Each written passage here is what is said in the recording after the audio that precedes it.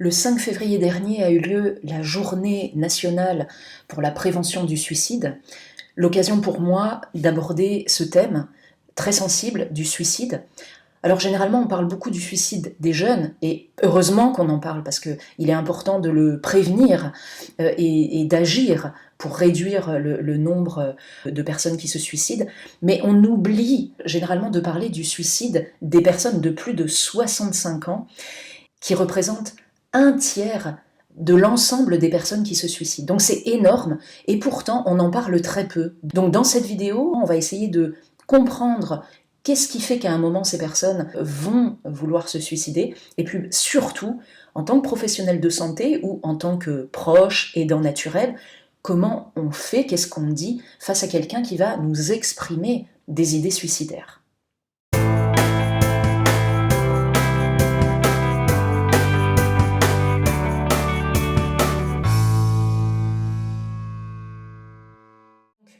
En France, il y a environ 9000 personnes qui se suicident par an. Alors ça représente environ une vingtaine de décès par jour. Et comme je vous le disais, les plus de 65 ans représentent un tiers de l'ensemble de ces personnes qui se suicident. C'est énorme. Et encore, ce chiffre est sous-évalué parce qu'on ne prend pas en compte certains critères comme par exemple le syndrome de glissement ou alors les personnes qui décèdent parce qu'à un moment, elles vont refuser de prendre un traitement qui va engendrer des conséquences graves sur leur santé ou alors elles vont refuser de s'alimenter ou de s'hydrater. Ce qui peut nous interroger aussi, c'est que ces personnes âgées sont généralement au crépuscule de leur vie. Il ne leur reste que quelques années, parfois même quelques mois, à vivre quand on leur a détecté par exemple une maladie. Et pourtant, elles choisissent en conscience de se donner la mort. Et rappelons aussi que le suicide n'est jamais la cause d'un seul facteur ou d'un seul événement. Pour commencer, quelques définitions. Le suicide, qu'est-ce que c'est ? C'est l'acte de se donner la mort volontairement. La personne suicidaire, c'est la personne qui exprime des idées de suicide. Le suicidant, c'est la personne qui vient de faire une tentative de suicide et qui a survécu. Le suicidé, c'est la personne décédée par suicide. La tentative de suicide, c'est un comportement auto-agressif qui menace la vie de la personne. Les idéations suicidaires, elles sont en lien avec tout ce qui est intention, planification de l'acte suicidaire. Le comportement suicidaire, il englobe les idées suicidaires et les tentatives de suicide. Et notamment en gériatrie, on va retrouver tout ce qui est refus de traitement, refus de manger, refus de boire. La crise suicidaire, c'est l'épisode qui dure à peu près de 6 à 8 semaines, au cours duquel la personne est complètement submergée par ses émotions. Et le seul moyen qu'elle va trouver pour mettre fin à sa souffrance, c'est de se donner la mort. Quelques chiffres maintenant selon l'association Souffrance Prévention du Suicide de 2017. Déjà, le taux de suicide en France reste l'un des plus élevés d'Europe. La Bretagne, les Pays de la Loire et la Normandie sont les régions où le taux de suicide est le plus élevé en France, et là c'est tous âges confondus. En règle générale, les hommes se suicident plus que les femmes. Il y a environ 6000 hommes pour 2000 femmes, mais les femmes font plus de tentatives de suicide. Chez les plus de 65 ans, la détermination suicidaire est plus importante que chez les jeunes. Les personnes de plus de 65 ans vont plus planifier leur acte. Elles utilisent des moyens généralement radicaux pour se donner la mort, alors que les jeunes font plus de tentatives de suicide, surtout les jeunes femmes, et le suicide est réalisé généralement de façon impulsive. Et alors, des chiffres effrayants, c'est que le taux de mortalité par suicide chez les hommes est multiplié par 3 pour les 70-65 ans et par 5 pour les 80-85 ans par rapport aux 20-25 ans. Après 65 ans, les hommes se suicident 4 fois plus que les femmes. Et attention parce que 75% des récidives interviennent dans les 6 mois après une tentative de suicide. D'où vraiment l'importance de bien surveiller les personnes ayant fait une tentative de suicide. Les moyens qui sont utilisés pour se suicider, Ils sont assez radicaux pour les hommes, à savoir la pendaison, qui est le premier mode opératoire de suicide chez les hommes, les armes à feu. Pour les femmes, on retrouvera essentiellement la prise de médicaments, la noyade. On retrouve aussi le saut dans le vide, les intoxications au gaz. Et à noter aussi, c'est que plus de 50% des personnes qui se sont suicidées ont consulté un médecin dans la semaine qui a précédé leur geste. Et en institution, généralement, le mode opératoire qui est choisi pour se suicider, c'est la pendaison et le saut dans le vide. Parlons maintenant des causes du suicide. Donc chez les personnes de plus de 65 ans, on va retrouver 2 causes essentielles, à savoir la dépression et l'isolement social et familial. Premièrement, la dépression. Alors il faut rappeler que la dépression, elle est souvent sous-diagnostiquée, voire pas diagnostiquée du tout, et ce qui entraîne du coup une absence de traitement. Alors pourquoi elle est sous-diagnostiquée, voire pas diagnostiquée? Parce qu'on a cette idée préconçue que quand on vieillit, c'est normal d'être triste, d'avoir des idées de mort. C'est un petit peu banalisé en fait. Alors qu'il est important justement de lutter contre toutes ces fausses croyances. C'est peut-être normal de penser à la mort quand on arrive au crépuscule de sa vie, mais ça doit nous alerter si face à nous, on a une personne qui nous exprime des idées suicidaires. N'oublions pas aussi que nous vivons dans une société où le jeunisme est très mis en avant. Et il y a beaucoup de stéréotypes négatifs sur la vieillesse. Vieillir, c'est la décrépitude. On fait tout pour avoir un corps jeune et beau. Les critères de beauté sont plutôt de l'ordre de la jeunesse. On a ces idées préconçues qu'à la retraite, on devient inactif, donc on ne sert plus à rien. La dépendance rime avec la déchéance. On a beaucoup de peur par rapport à la vieillesse, la terreur de la maladie d'Alzheimer, la peur de ne plus servir à rien. D'ailleurs, on le voit, même à partir de 50-55 ans, c'est difficile de retrouver un travail parce qu'on est déjà classé comme vieux. Par rapport à l'isolement social et familial, l'une des causes majeures du suicide, ça va être que la personne se retrouve seule. Imaginez un couple qui a vécu 40 ans ensemble, l'un décède, l'autre se retrouve seul, et ça peut être extrêmement perturbant. Donc le veuvage, le deuil du conjoint, l'isolement social, les personnes qui n'ont pas d'amis, ou alors pour lesquelles la famille est loin, ou alors quand il y a des conflits dans les familles. Donc tous ces facteurs peuvent engendrer le suicide, parce qu'en plus, la personne en détresse n'a plus personne à qui parler. Elle se retrouve complètement isolée. À la différence des jeunes, dont on peut repérer le mal-être, puisque généralement, ils sont dans la cellule familiale, où il y a les proches, il y a l'école, il y a les copains, il y a les profs. Donc, ils sont beaucoup plus entourés. Et puis d'autres facteurs peuvent entraîner le suicide. Ça peut être des douleurs chroniques, l'annonce d'un diagnostic grave comme la maladie d'Alzheimer ou le cancer, des difficultés financières, le départ aussi en maison de retraite ou une modification dans les habitudes de vie, des situations de maltraitance aussi.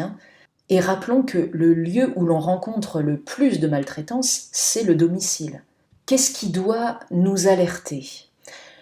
Le suicide est généralement précédé d'une phase de plusieurs semaines appelée la crise suicidaire, au cours de laquelle on peut repérer des idées suicidaires de la personne et prévenir le passage à l'acte.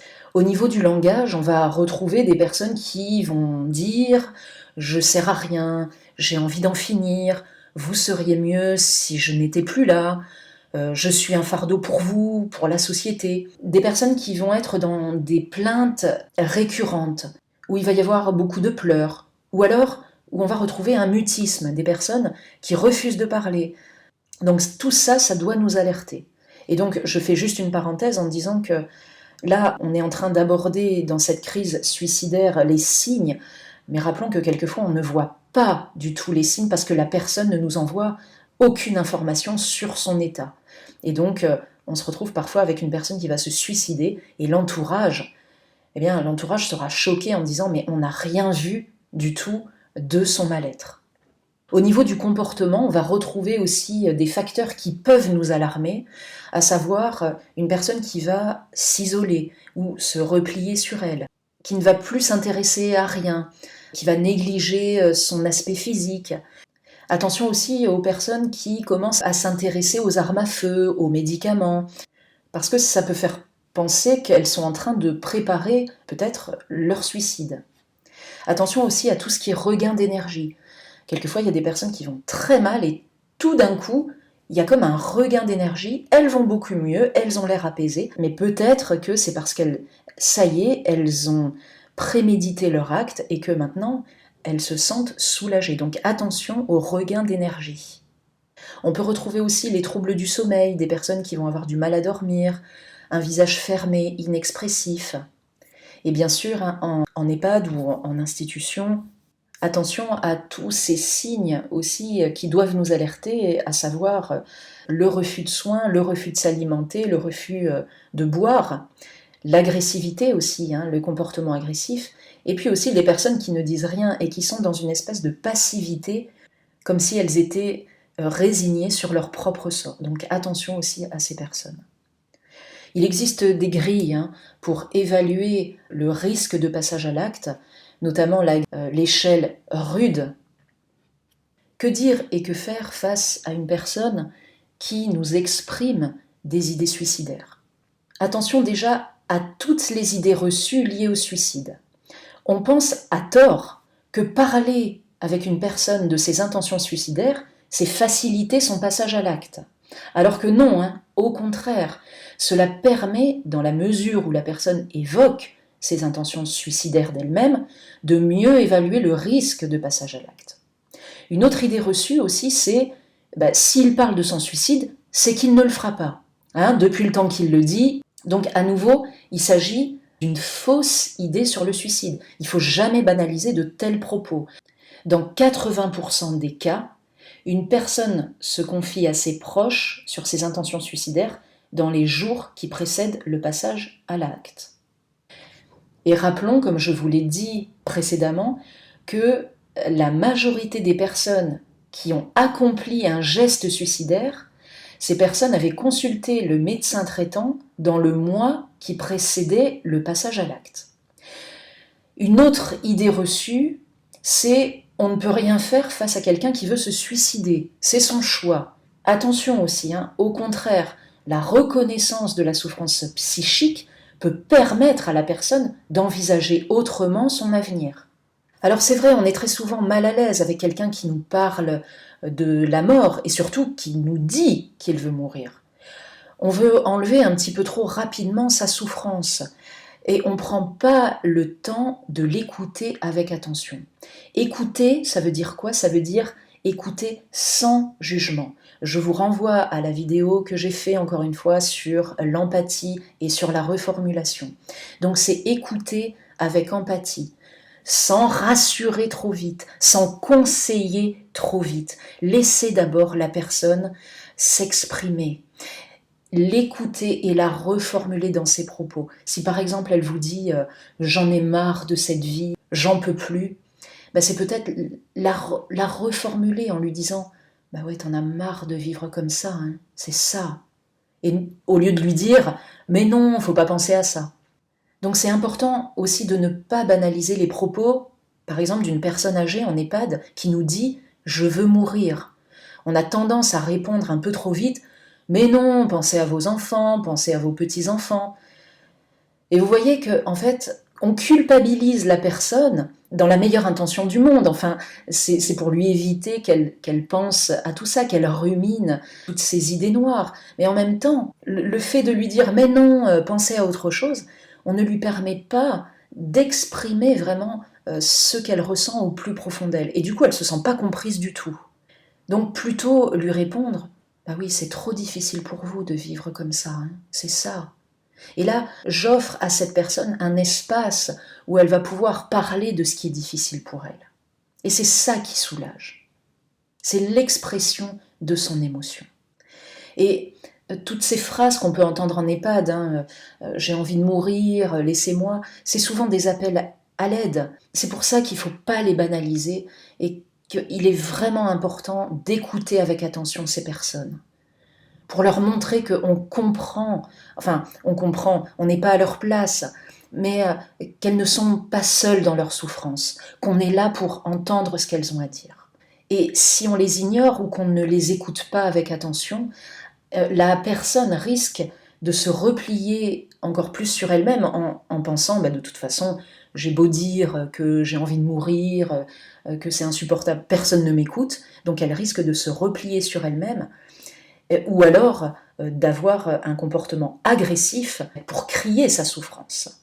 Et souvent, les comportements agressifs, c'est ça, hein, c'est des appels à l'aide, des personnes qui nous disent « Hey, mais je suis là, j'existe, regardez-moi ». Si on repère des comportements alarmants, par exemple une personne qui va refuser de manger ou qui ne veut pas prendre ses médicaments, on peut enclencher le dialogue et parler de la mort. Il ne faut pas hésiter à oser, en fait. Et ça peut être, par exemple, vous avez des idées noires, vous pensez à la mort, c'est ça? Vous voyez, oser, parce qu'on peut permettre à la personne de « Ah, enfin, quelqu'un qui peut me comprendre », et la personne va pouvoir peut-être se confier. Donc c'est important de créer ce lien de confiance. On peut aussi demander à la personne si elle a déjà élaboré son plan, comment elle se voit mourir, avec quoi. Essayer de voir où elle en est par rapport à sa planification, parce que plus la planification sera élaborée, plus il y aura risque de passage à l'acte. Donc c'est vraiment important que la personne, elle se sente comprise et entendue dans ce qu'elle dit. Et puis, lui dire aussi qu'elle n'est pas seule, qu'on est là et qu'on sera toujours là pour l'écouter, pour écouter sa souffrance, et qu'elle compte pour nous. On peut aussi faire des projets avec elle sur du court terme, du moyen terme. C'est important aussi de ne pas laisser la personne seule et aussi de l'éloigner de tous les objets qui pourraient servir à un éventuel suicide. Par exemple, si elle est à domicile et qu'elle a accès à des médicaments, c'est peut-être lui donner les médicaments le matin, le midi et le soir, et pas lui laisser les boîtes entières. Si la personne, et moi je l'ai souvent vu en tant qu'infirmière libérale, hein, des personnes, des chasseurs par exemple, qui ont le fusil qui est accroché au mur, si la personne vous exprime des idées suicidaires, peut-être repérer s'il y a des armes dans la maison pour les en éloigner. S'il y a suicide, n'oublions pas aussi les proches. C'est important de soutenir les proches qui sont endeuillés par le suicide de la personne. Parce que pour eux, ça peut être très culpabilisant. Il peut y avoir beaucoup d'émotions, la culpabilité, la honte parce que j'ai pas été capable de voir que mon proche, il allait pas bien. La colère aussi, la colère contre la personne qui vient de se donner la mort, mais aussi la colère contre le médecin ou contre l'infirmière, je sais pas, qui n'a pas vu. Donc vous voyez, il y a beaucoup d'émotions qui peuvent se jouer et c'est important que les proches soient accompagnés psychologiquement par des professionnels. Et rappelons que le suicide, il peut impacter des familles sur plusieurs générations. Et ce qu'on peut voir aussi, c'est des secrets de famille où dans les anciennes générations, il y a eu une personne, un oncle par exemple, qui s'est suicidé. Rien n'a été dit autour de ça et de génération en génération, mais il y a ce silence en fait qui pèse. Donc vous voyez, le suicide d'un proche peut avoir des conséquences sur plusieurs générations familiales. Donc ça va être vraiment important de prendre en soin psychologiquement les proches qui sont endeuillés par le suicide d'une personne de la famille. Pour prévenir et éviter le suicide chez les personnes âgées, on a vu déjà tout ce qui est lien de confiance, la qualité de l'écoute, écouter les personnes qui nous parlent de leurs idées suicidaires, même oser faire le premier pas et leur parler d'emblée des idées noires qu'elles peuvent avoir. Et c'est aussi inciter la personne à s'extraire de cet isolement social, puisqu'on l'a vu, c'est l'un des facteurs prédominants du suicide. Donc peut-être proposer à la personne qu'elle s'inscrive dans une association pour qu'elle voie du monde, pour vraiment la remettre en lien avec d'autres personnes. Et puis il y a des associations qui existent. Il y a un numéro national de souffrance et de prévention du suicide, le 3114, pour les personnes souffrantes, pour les proches et aussi pour les professionnels de santé qui ont besoin de conseils. Il y a aussi l'Observatoire national du suicide qui a été créé en 2013. Il y a une journée nationale de prévention du suicide, comme je vous l'ai dit en introduction, c'est le 5 février. Et puis un dispositif aussi très important qui a été mis en place, alors ça a commencé à Lille en 2015, un dispositif hospitalier qui s'appelle Vigilance et qui est développé aujourd'hui dans d'autres régions de France et de DOM-TOM. Donc ce sont des professionnels de santé qui vont appeler les personnes qui le souhaitent et qui ont fait une tentative de suicide. Et on a vu que le risque suicidaire chutait de 40% pour les personnes qui participaient à ce dispositif Vigilance. J'espère que cette vidéo vous aura aidé dans la prise en soin d'une personne qui exprime ses idées suicidaires. Et puis pour moi, c'était important de parler du suicide des plus de 65 ans, parce qu'encore une fois, on n'en parle quasiment pas dans notre société, et pourtant, c'est vraiment un problème de santé publique. Je vous remercie pour votre attention et je vous dis à très bientôt pour une prochaine vidéo. Au revoir.